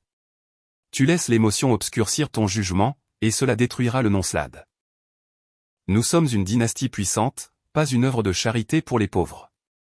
Ces mots ont tranché profondément. Beaucoup ont hoché la tête en signe d'accord. Griffin a sauté sur l'occasion, la voix dégoulinant de moquerie, se levant et me pointant du doigt. Exactement, papa. Tyler n'est qu'un moins que rien chanceux, un employé de supermarché médiocre qui essaie de s'accrocher au nom Slade et de changer sa vie. Quelqu'un comme lui n'a pas sa place à cette table. Il pousse des chariots pour gagner sa vie et maintenant il rêve d'être un héritier. Risible. Athéna était assise silencieusement à côté de lui, mais son regard méprisant confirmait tout ce qu'il disait. D'autres parents se sont joints à la charge comme une inondation. Un homme d'âge moyen, probablement un oncle, a crié « C'est une tache sur la famille. Nous n'avons pas besoin d'étrangers. » Une jeune femme dans une robe éblouissante a ricané, joué la victime. La presse le déchirera à nouveau bientôt. La pièce est devenue chaotique, des rires moqueurs, des poings martelant la table. Je me tenais au milieu de la tempête, les bras enroulés autour d'Élise pour qu'elle n'ait pas peur. Mon cœur avait l'impression de se briser, la rage montant, mais je n'ai rien dit, j'ai refusé de reculer. Je me suis tenu droit, comme si leurs insultes ne pouvaient plus me briser. J'ai pensé à tout ce que j'avais survécu, à la trahison d'Athéna, aux mensonges de mes parents adoptifs, et je me suis dit, tu as déjà surmonté pire. Ne tombe pas maintenant. Soudain, Randolph a frappé ses deux mains sur la table. Bang! Faisant taire toute la pièce comme le tonnerre. Il s'est levé, imposant et dominant, balayant d'un regard glacial les parents. Silence, vous tous. Quiconque insulte Tyler une fois de plus sera immédiatement coupé de cette famille. Tyler est mon fils, ma propre chair et mon propre sang, et s'opposer à lui, c'est s'opposer à moi. Sa voix a tonné. Tout le monde a baissé la tête et s'est tu.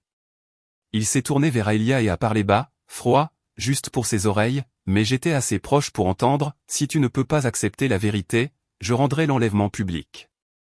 Et alors, celle qui perdra tout, ce sera toi. Aelia est devenue blanche, les mains serrées.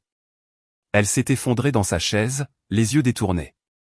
Pour la première fois, elle avait perdu le contrôle. Randolph m'a pris la main doucement. « Viens, mon fils, amène Élise. » Nous sommes sortis de la salle à manger, laissant derrière nous une pièce de chaos stupéfait. Les chuchotements ont repris, mais plus faibles maintenant. Dans le couloir, mon cœur battait toujours la chamade, la tension se transformant lentement en épuisement. Mais je savais que ce n'était qu'une petite victoire. Aelia et Griffin n'arrêteraient pas. Nous nous sommes assis dans un salon privé. Randolph a exposé les prochaines étapes. Tu commenceras à travailler dans l'entreprise à partir du bas. J'ai hoché la tête, l'esprit encore sous le choc des insultes. Cette nuit-là, de retour à la maison, je suis resté éveillé, hanté par le visage pâle d'Aelia et la fureur de Griffin. La tempête était passée, mais des nuages sombres planaient toujours. J'ai serré Élise contre moi et j'ai chuchoté, « Papa sera plus fort, ma chérie. » Cette confrontation n'était que le début, et je devais être prêt pour tout ce qui allait suivre. Après ces débuts orageux, tout semblait s'apaiser, mais seulement en surface. Randolph a refusé de nous laisser, Élise et moi, rester dans le vieil appartement en location plus longtemps. Il a dit qu'il était trop exigu et dangereux. En quelques jours, il nous a installés dans un tout nouvel appartement haut de gamme dans le centre-ville d'Omaha, une tour moderne avec des ascenseurs en verre, une aire de jeu pour enfants et une salle de sport entièrement équipée. L'appartement avait 3 chambres spacieuses, une cuisine ouverte avec un four ultramoderne, et un balcon donnant sur la rivière plate scintillant au soleil. C'est votre nouvelle maison, Tyler. Je veux que vous et ma petite fille viviez correctement, a-t-il dit chaleureusement en me remettant les clés. Je suis entré, stupéfait par la propreté et la luminosité. Plus d'odeur de moisi, plus de planchers en bois qui grincent. Élise a poussé des cris de joie, courant partout et gribouillant sur les murs blancs immaculés avec des crayons, personne pour la gronder. Je me suis enfoncé dans le canapé en cuir souple, me sentant plus ancré que jamais, comme si un poids énorme avait finalement été levé. Pourtant, au fond de moi, je savais que la tempête derrière nous n'était pas vraiment passée.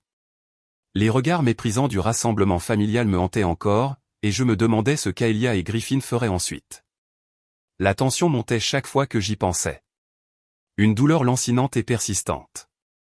J'ai commencé à reconstruire ma vie, déplaçant nos vieilles affaires dans le nouvel endroit, installant la chambre d'Élise avec des jouets que Randolph avait achetés, essayant de m'habituer à appartenir à un tel luxe. La nuit, je me tenais sur le balcon, le vent froid fouettant mon visage, fixant les lumières de la ville et me disant « Je ne les laisserai pas me briser si facilement ». Randolph ne s'est pas arrêté là. Il m'a fait entrer chez Slade Energy comme une nouvelle recrue ordinaire, commençant tout en bas, assistant administratif au département logistique, pour que j'apprenne comment l'entreprise fonctionnait vraiment. Tu dois grimper à partir du bas, Tyler. Ne compte pas sur moi, a-t-il dit sévèrement, mais avec une affection indéniable. Pour quelqu'un qui n'avait jamais travaillé que dans un supermarché, c'était un univers entièrement différent. Le siège de Slade Energy se dressait au cœur de la ville, un gratte-ciel en verre imposant avec un hall au sol en marbre, des ascenseurs à grande vitesse et des employés impeccablement habillés. Mon premier jour, je portais le nouveau costume que Randolph m'avait donné, serrant la mallette en cuir qu'il avait achetée, le cœur battant la chamade en entrant. Les collègues m'ont salué poliment, mais leurs yeux étaient pleins de curiosité. Ils savaient tous par les nouvelles que j'étais le fils perdu depuis longtemps. Mon patron direct, un homme d'âge mûr nommé Marc, m'a assigné des tâches, planifier des réunions, prendre des procès-verbaux, gérer les emails. Cela semblait simple, mais j'ai vite réalisé la différence. Tout bougeait à une vitesse vertigineuse. Les téléphones sonnaient sans arrêt, et l'atmosphère ressemblait à une course sans fin. Je me suis assis à mon bureau, fixant des écrans pleins de graphiques de l'industrie pétrolière, me sentant complètement perdu. Les premiers jours ont été un cauchemar. Dans les réunions, le jargon me passait au-dessus de la tête, fracturation, opération en amont, baril par jour, comme une langue étrangère. Je restais assis en silence, absorbant ce que je pouvais. La charge de travail était écrasante. Des centaines de mails par heure, des rapports à rendre pour hier, tout si vite que je pouvais à peine respirer. La culture d'entreprise était brutale. Des journées de 12 heures, une concurrence acharnée, aucune tolérance pour les erreurs. La pression venait de gens qui ne voulaient pas de moi là. Je rentrais épuisé, la tête tourbillonnante, tenant Élise en m'endormant, pensant toujours au lendemain. Chaque matin, je me réveillais anxieux, terrifié de prendre du retard, de me faire virer et de donner raison à Griffin, que je n'étais qu'un moins que rien. Mais j'ai refusé d'abandonner. J'ai appris petit à petit, remplissant des carnets de termes que je cherchais sur Google pendant les pauses déjeuner, lisant des livres sur l'industrie pétrolière que Randolph envoyait. J'arrivais à l'aube et restais jusqu'à minuit pour finir les rapports. Grâce aux appels téléphoniques discrets de Randolph tard dans la nuit, expliquant patiemment des concepts comme l'optimisation de la chaîne d'approvisionnement, et à mes propres efforts obstinés, j'ai commencé à rattraper mon retard plus vite que je ne le pensais. Une semaine, puis 2, j'ai pris confiance en moi, gérant rapidement les emails, offrant de petites suggestions en réunion, même corrigeant les erreurs des autres. Les collègues ont commencé à me regarder différemment, la curiosité se transformant en respect. « Tyler, tu apprends vite », a dit une fois Marc, et mon cœur s'est réchauffé. Élise m'accueillait à la porte avec des acclamations. Youpi! Papa est à la maison. Ces moments faisaient s'estomper l'épuisement, mais je savais qu'Aelia et Griffin ne restaient pas inactifs. Pendant que je m'améliorais, ils ne restaient pas silencieux. Ils m'assignaient des tâches impossibles, me jetant délibérément dans des projets complexes, espérant que j'échouerais ou que je me ferais virer. Un matin, Marc m'a remis une analyse de la chaîne d'approvisionnement pour un nouveau champ pétrolifère, un travail de niveau supérieur avec un délai de 3 jours. Ordre d'en haut, a-t-il dit en évitant mes yeux. Je savais que, en haut, signifiait Griffin, maintenant PDG. J'ai lutté avec des montagnes de données, des graphiques compliqués, des termes inconnus comme la densité API et les permis de forage. Cette nuit-là, je suis resté debout toute la nuit, carburant au café noir, griffonnant frénétiquement. La tension a atteint son paroxysme à l'idée d'un échec. Si je me plantais, je serais parti, et Griffin rirait. Mais j'ai terminé, épuisé, et le rapport a été salué. Dans les réunions, il rejetait mes idées, me coupait la parole, supprimait même des fichiers à distance juste avant les présentations. Le tout déguisé en petits accidents. Une fois, j'avais préparé des diapositives sur l'optimisation de la logistique, mais quand j'ai ouvert le fichier, il avait disparu. Griffin était assis à la tête de la table, souriant narquoisement. « Tyler, pas prêt ? Peut-être laisser quelqu'un d'autre s'en occuper ?» Des rires ont parcouru la salle. Je suis resté là, brûlant d'embarras, mais j'ai improvisé à partir de mes notes manuscrites. Aelia, participant par vidéo, a interrompu. « Très amateur, Tyler. Nous avons besoin d'experts, pas de bricoleurs. » J'ai mordu ma langue, bouillonnant à l'intérieur. Athéna n'était pas une exception. Pour rester dans les bonnes grâces d'Aelia et de Griffin, elle a répandu des histoires déformées sur moi au sein de l'entreprise, tordant la perception des gens. J'ai entendu des collègues. Athéna dit que Tyler était paresseux et sans ambition. C'est pour ça qu'elle l'a quitté. Elle a envoyé des emails anonymes avec des versions déformées de notre passé, comme la façon dont j'ai négligé la famille. Un jour, une collègue m'a demandé pendant la pause, « Tyler, est-ce vrai que tu as rendu Athéna malheureuse ?» Ça m'a fait mal, mais j'ai juste secoué la tête et je n'ai rien dit. Vivant maintenant au manoir Slade avec Griffin, Athéna évitait mes yeux dans les couloirs. Culpabilité mêlée de ressentiment. J'ai tout enduré sans me plaindre une seule fois à Randolph. Je ne voulais pas paraître dépendant. J'ai résolu les problèmes moi-même, récupéré les données supprimées, répété les présentations seul, même surveillé les emails pour éviter le piratage. À chaque défi, j'ai acquis des compétences et de l'expérience, Excel avancé, connaissance du marché pétrolier et de vrais alliés dans l'entreprise. L'anxiété était toujours là, mais maintenant, elle était positive. Je leur prouverai qu'ils ont tort. Ma persévérance a payé. Les collègues ont commencé à me respecter pour ne pas avoir abandonné. Un gars nommé Dave m'a acheté un café. « Tyler, tu es coriace. » Rien à voir avec les rumeurs. Même certains parents se sont adoucis. Un cousin, Victor, m'a tapé sur l'épaule à une fête. « Tu te débrouilles bien dans l'entreprise. Désolé de t'avoir mal jugé. » J'ai souri mais je suis resté méfiant. Randolph a observé mes progrès en coulisses, souriant en me voyant non seulement survivre, mais devenir plus fort, plus calme, indépendant. Il m'a appelé dans son bureau privé. « Mon fils, je suis fier de toi. Tu es en train de tout changer. » Ces mots m'ont profondément ému. Pourtant, plus je réussissais, plus Aelia et Griffin se sentaient menacés. Leurs escaliers sont devenus plus froids, remplis de malaise et de haine. Lors d'une réunion, Griffin a lancé un regard noir, agrippant son stylo. « Tu penses vraiment avoir ta place ici ?» Je n'ai pas répondu, mais je savais qu'il avait peur. Je n'avais aucune idée que plus je montais, plus je devenais une cible. Derrière les louanges et les progrès en douceur, un piège était en train de se tendre, et je marchais droit dedans, sans le savoir. Un vague malaise s'est agité comme un mauvais pressentiment, mais je l'ai repoussé et je me suis concentré sur le travail.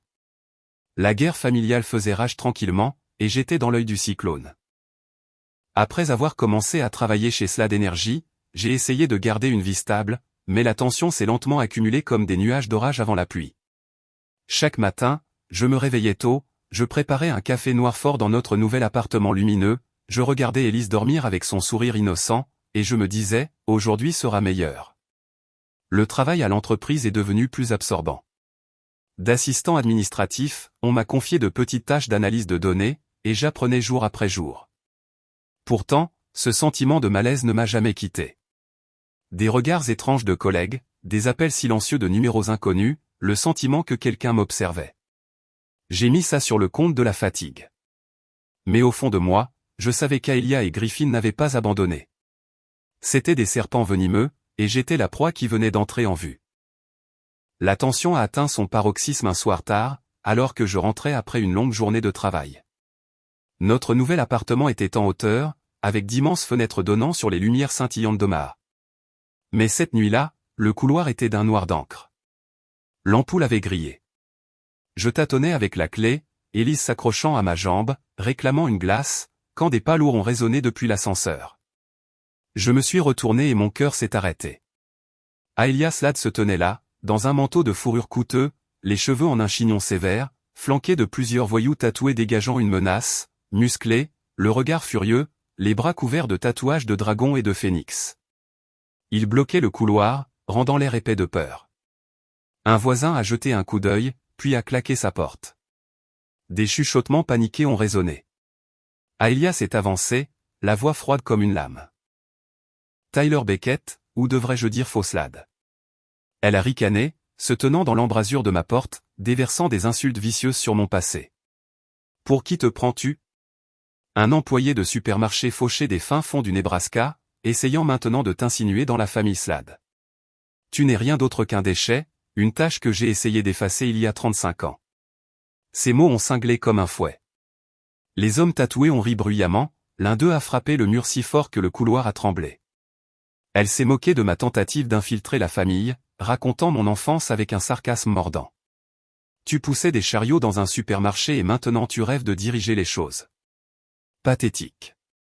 Randolph est aveugle. Mais je ne te laisserai pas tout détruire. Puis, glacialement, si tu ne disparais pas des Slad tout de suite, tu perdras ce que tu as de plus cher. Ses yeux ont brillé de malice, et je savais qu'elle ne bluffait pas. Ce que j'avais de plus cher. Élise. Randolph. Je me suis tenu ferme, le dos droit, bien qu'à l'intérieur je tremblais. Partez avant que j'appelle la police, ai-je dit, la voix tremblante mais résolue. Aelia a ri bruyamment, s'est retournée et est partie avec ses voyous, mais sa menace a explosé dans ma tête comme une bombe. J'ai trébuché à l'intérieur, j'ai serré Élise fort. Elle a demandé, qui était cette dame, papa? Pourquoi était-elle en colère? Je l'ai calmée. Juste une étrangère, ma chérie. Mais cette nuit-là, je n'ai pas dormi du tout. Fixant le plafond, l'esprit tourbillonnant. Qui visait-elle? Élise, ma fille, ma seule joie. Randolph, le père que je venais de retrouver. Ou même Wayne et Patricia, malgré leurs aveux? La peur m'a écrasé. Chaque bruit à l'extérieur me faisait sursauter et vérifier les serrures 3 fois. J'imaginais ces hommes tatoués entrer par effraction et emmener Élise. Une sueur froide m'a trempé. Le mauvais pressentiment s'est renforcé, comme si une vraie tempête arrivait. Je n'en pouvais plus. Le lendemain matin, je suis allé directement voir Randolph chez Slad Energy. Il était en réunion, mais quand il a vu mon visage cendré, il a tout annulé. Je lui ai tout raconté. L'apparition d'Aelia, les insultes, la menace, la voix tremblante, les poings serrés. Randolph a écouté, le visage devenant rouge de rage. Il a frappé le bureau. Elle ose. Il a agi instantanément. Il a doublé la sécurité pour Élise et moi. Des gardes du corps 24H24, 7J7, un à la garderie, un au bureau. Il a ordonné à ses enquêteurs privés de suivre Aélia. Des caméras cachées, des écoutes téléphoniques, utilisant toutes les relations puissantes qu'il avait. Elle ne te touchera plus jamais, a-t-il juré. Mais Aélia était encore plus vicieuse que nous l'imaginions. Un après-midi, alors que la garderie se terminait, pendant que j'étais encore au bureau à finir un rapport, mon téléphone a sonné. La voix du garde du corps d'Élise, paniqué. Monsieur Beckett, elle a disparu. Mon cœur s'est arrêté. Le monde a tournoyé. Il a expliqué. À la sortie, 10 voyous l'ont attaqué, puis ont embarqué Élise dans une voiture noire et ont disparu. J'ai quitté le bureau en trombe, j'ai conduit comme un fou jusqu'à la garderie, les larmes coulant, le cœur battant la chamade. Élise, où est ma fille? Seule une aire de jeu vide restait, ses jouets éparpillés sur le sol. Puis un texto anonyme. Tu veux revoir ta fille? Disparaît des slades. Sinon, tu ne la reverras jamais vivante. Cette menace glaciale m'a rendu fou. J'ai couru partout. Dans les rues, j'ai appelé les voisins, la police, mais aucune trace, aucune image de sécurité. Je me suis effondré sur le trottoir, sanglotant, la tension se transformant en désespoir. L'âme déchirée. Randolph est arrivé, le visage pâle, mobilisant tout. Garde du corps, enquêteur privé, contact puissant, appelant le chef de la police, engageant des hackers pour parcourir les caméras de la ville, même contactant le FBI par l'intermédiaire d'amis. Nous nous sommes assis au manoir Slade, des écrans géants montrant des cartes, des équipes fouillant des entrepôts abandonnés, des autoroutes, des motels bon marché, mais aucun signe d'Élise. La voiture noire avait disparu comme un fantôme. Pas de plaque, pas d'indice. J'étais assis, serrant sa photo, des larmes sans fin. Papa, si je perds Élise, je ne peux pas continuer. Randolph m'a serré dans ses bras. Nous la retrouverons, mon fils. Je le jure. Mais chaque minute était une torture. Chaque seconde coupant comme un couteau. J'imaginais sa terreur, pleurant pour papa, et mon cœur se brisait.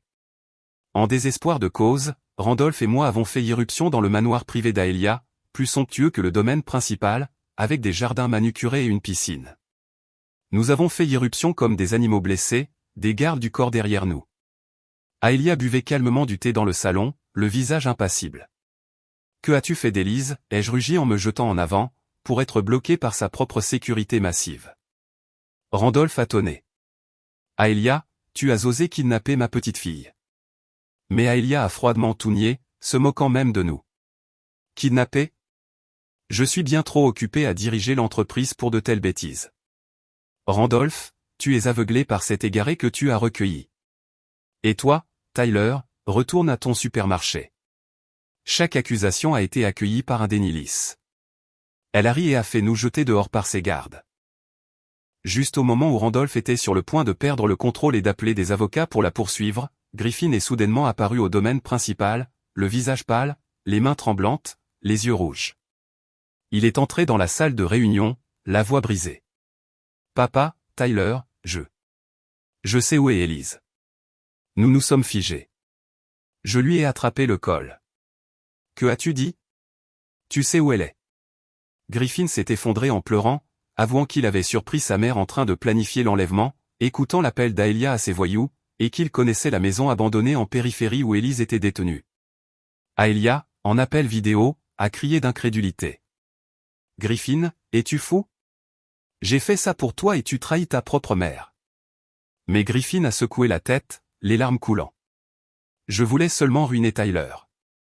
Je n'ai jamais voulu blesser un enfant. Maman, tu es allé trop loin. » Il est tombé à genoux, sanglotant. « J'ai eu tort, papa. J'étais jaloux de lui, mais je n'ai jamais voulu de meurtre. Je n'ai pas attendu une seconde de plus. » Avec les hommes de Randolph, nous nous sommes précipités à l'adresse. Une maison abandonnée à l'extérieur d'Omaha, poussiéreuse, fenêtres cassées, mauvaises herbes envahissantes. Nous avons fait irruption, armes au poing, mon cœur sur le point d'exploser. À l'intérieur, c'était sombre et moisi, et les pleurs d'un enfant résonnaient. Je me suis précipité dans la pièce du fond. 2 gardes ont été instantanément maîtrisés par nos hommes. Elle était là, tremblante, terrifiée, mais indemne, les yeux rouges, serrant sa poupée. J'ai pris ma fille dans mes bras dans cette pièce sombre, des larmes tombant sans fin. Bébé, papa est là. N'aie pas peur. Je te tiens. Élise a sangloté, s'accrochant fort. Papa, j'ai eu si peur. Randolph se tenait derrière nous, regardant père et fille se retrouver, le soulagement et la fureur se disputant dans ses yeux. Il a posé une main sur mon épaule. C'est fini, mon fils. Nous sommes de nouveau ensemble. Mais sa voix tremblait, ses yeux brûlants de rage face à la cruauté d'Aelia.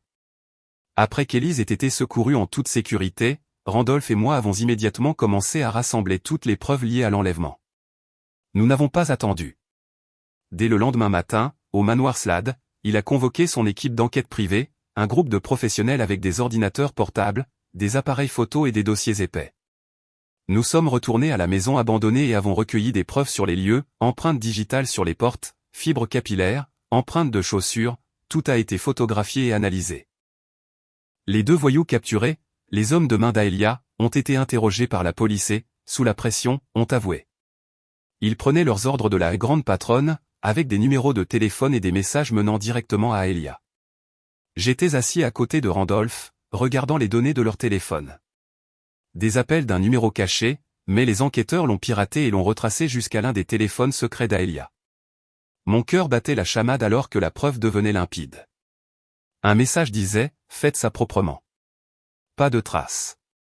Randolph a serré les poings. Elle ne s'en tirera pas comme ça. Nous avons travaillé jour et nuit. J'ai transcrit les dépositions des témoins, des voisins qui avaient vu la voiture noire, le garde du corps qui avait été pris en embuscade racontant chaque détail. L'épuisement m'a terrassé, mais l'adrénaline m'a tenu éveillé. C'était notre chance de mettre fin au cauchemar. L'équipe de Randolph ne s'est pas arrêtée à l'affaire d'Élise. Ils ont rouvert les dossiers vieux de 35 ans, récupérant des documents que l'on pensait perdus depuis longtemps. Il a engagé les meilleurs experts en technologie médico-légale qui ont restauré de vieux rapports de police des archives du Nebraska, des dossiers d'enlèvement de l'époque où j'avais 2 ans, des virements bancaires montrant Aelia payant Wayne et Patricia Beckett. Je suis resté assis pendant des heures, parcourant les dossiers, des photos délavées de mon propre enlèvement, des dépositions de témoins à peine lisibles et de nouvelles preuves, de vieux emails d'Aelia à un homme de main ordonnant « Emmenez le garçon loin ». Silence absolu. Randolph a expliqué « J'ai cherché à l'époque, mais elle a bien couvert ses traces. La technologie moderne l'a finalement rattrapée. » Mes mains tremblaient en tenant les papiers. Des souvenirs d'enfants sont afflués. Chaque réprimande, chaque privation, tout à cause d'elle. La tension a monté à l'idée du procès. Aelia allait enfin faire face à son passé.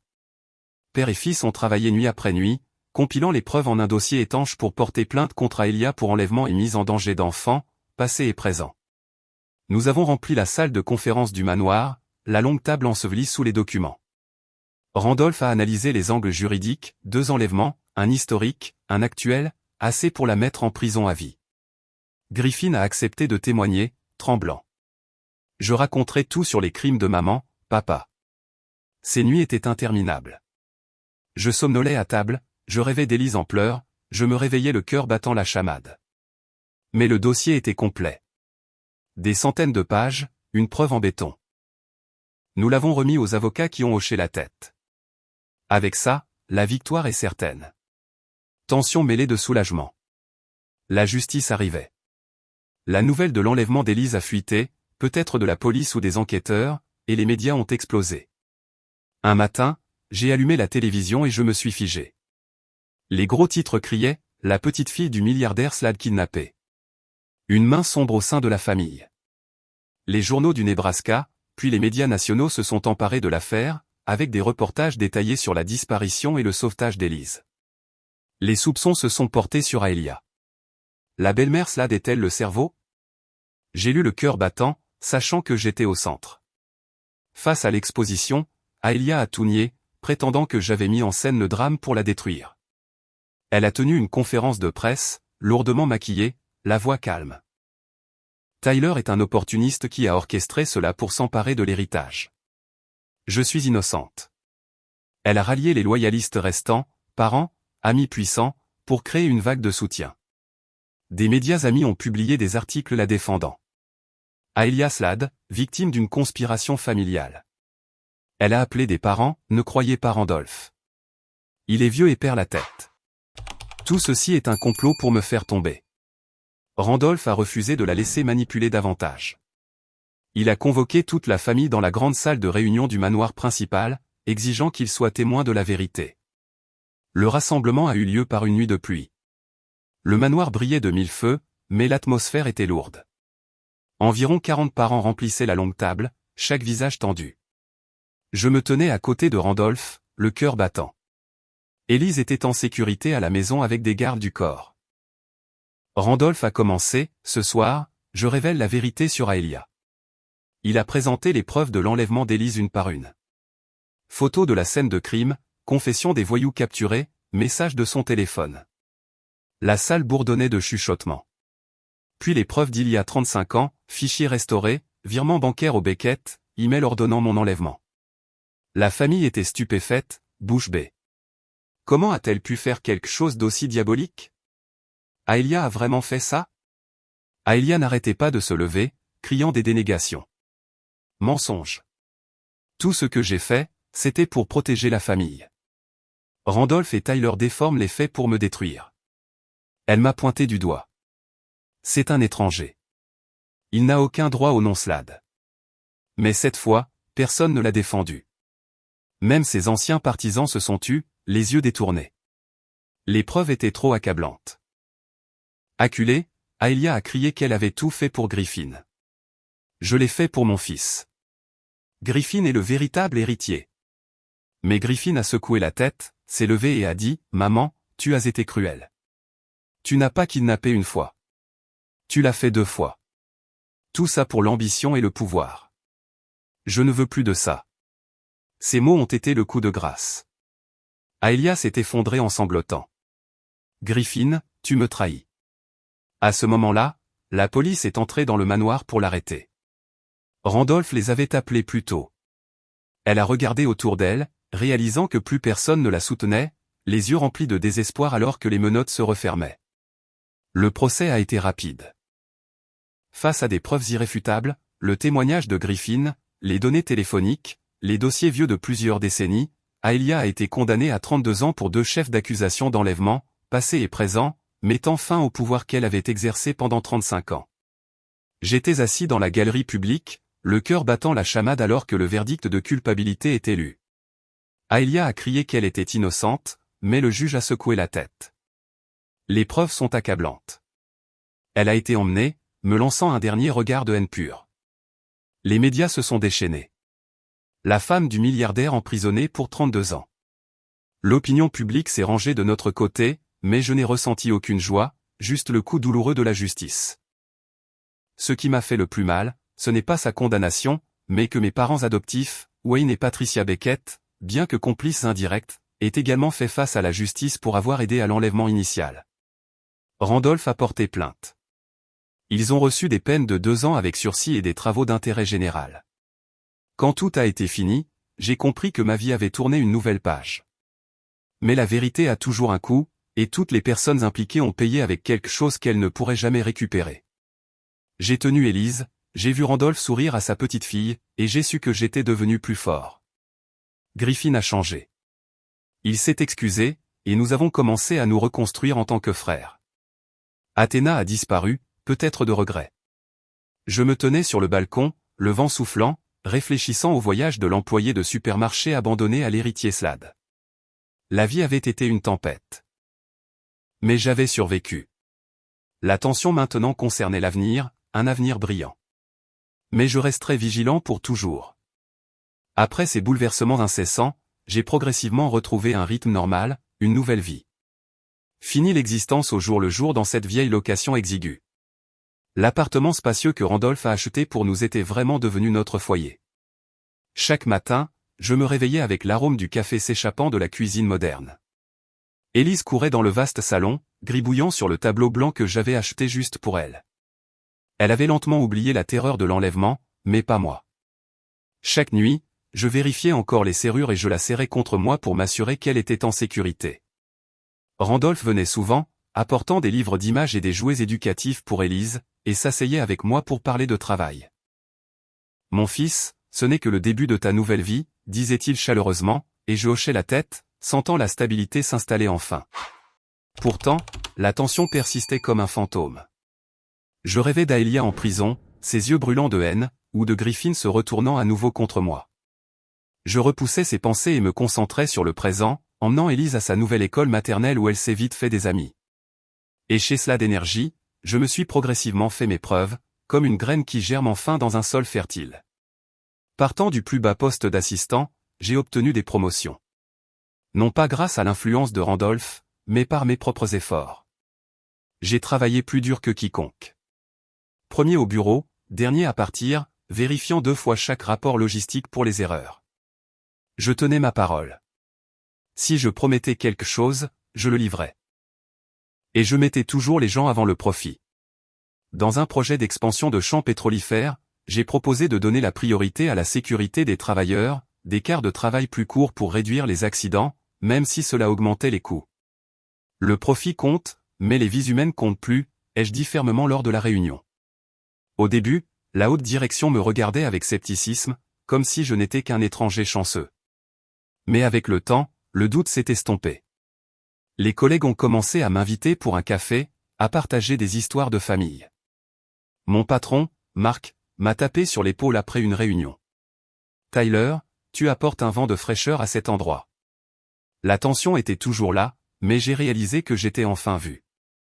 Au sein de la famille, ma présence constante a effacé tous les doutes restants.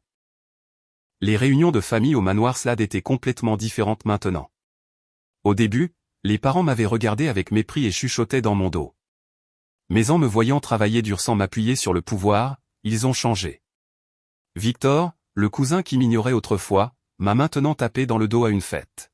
« Tyler, tu as fait tes preuves. » Désolé pour les mots durs d'avant. Ceux qui me méprisaient autrefois me regardaient maintenant avec respect teinté de culpabilité. Une tante m'a serré dans ses bras et a chuchoté « Nous nous sommes trompés, mon fils.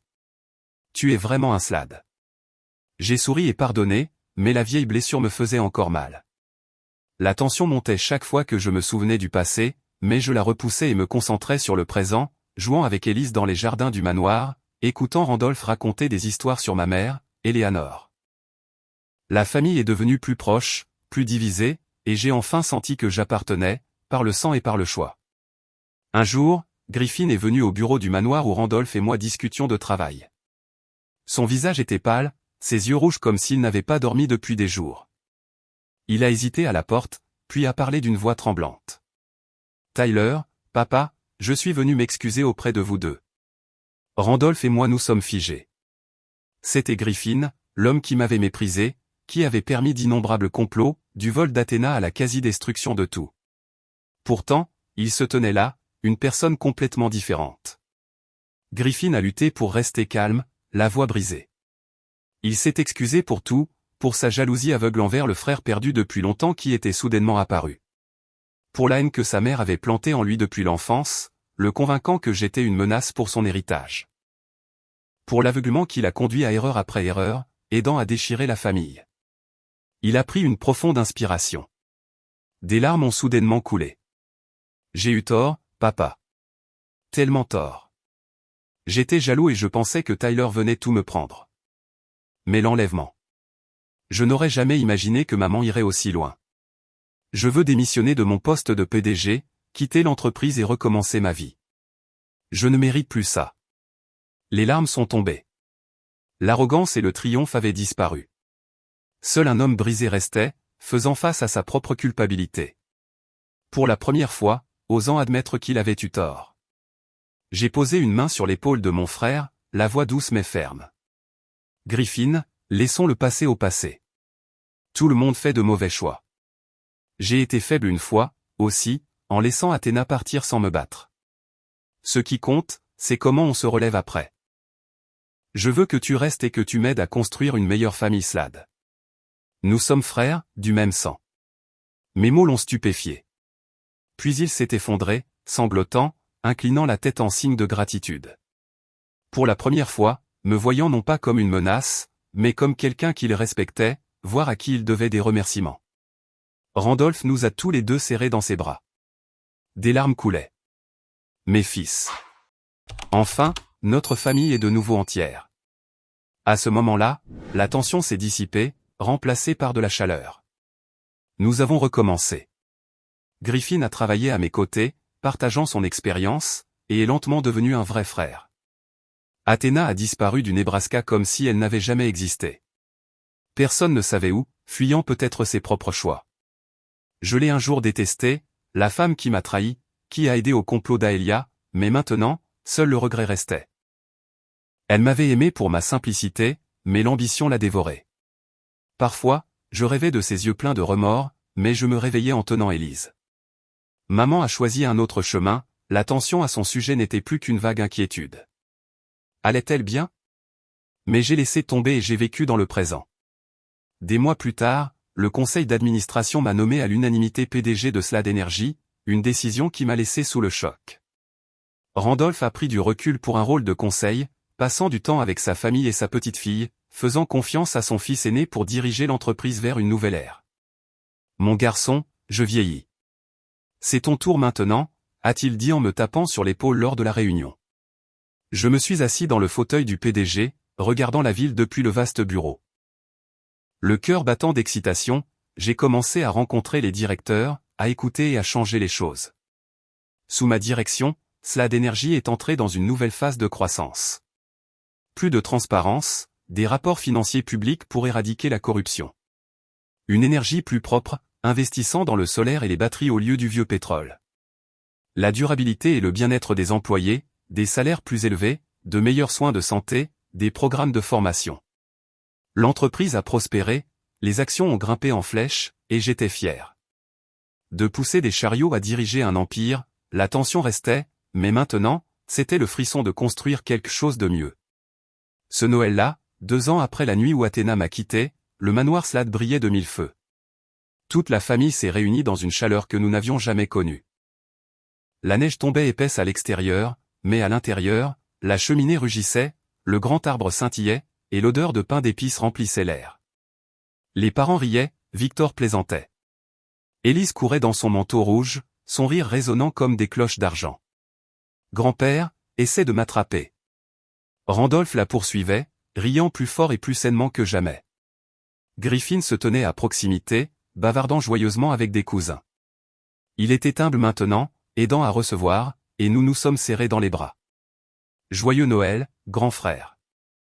Je me tenais près des lumières de Noël, regardant mon père sourire d'une joie pure, regardant Griffin parler chaleureusement avec la famille, regardant Élise insouciante et heureuse. Et j'ai su que j'avais parcouru un long chemin pour atteindre cette paix. Les larmes sont tombées, non pas de chagrin, mais de joie. De cette nuit de Noël solitaire tenant ma fille en pleurs à maintenant, entourée de famille. La tension du passé s'est dissoute, remplacée par. Je réalise que la vraie force ne vient pas du pouvoir ou du statut, mais du courage de se tenir debout quand la vie essaie de vous noyer. Dans mes moments les plus faibles, le départ d'Athéna, l'enlèvement d'Élise, j'ai failli abandonner. Mais je me suis relevé pour Élise, pour Randolph, pour moi-même. J'ai appris que la famille n'est pas seulement le sang. C'est l'amour, la protection et la loyauté. Les choses que j'avais désirées toute ma vie. Randolph est mon père biologique, mais Griffin est devenu mon vrai frère. Élise est mon sang, mais toute la famille Slad nous a soutenus à travers les tempêtes les plus sombres. Mon message à quiconque est perdu, ne laissez jamais les autres définir votre valeur. Vous seul décidez qui vous devenez. J'étais autrefois un échec aux yeux d'Athéna, une tâche pour Aelia. Mais j'ai choisi de me relever, et maintenant je suis Tyler Slad. PDG, père, frère. La vie est un voyage, et vous êtes celui qui est au volant. L'attention à propos de l'avenir, bien sûr. Mais je suis prêt.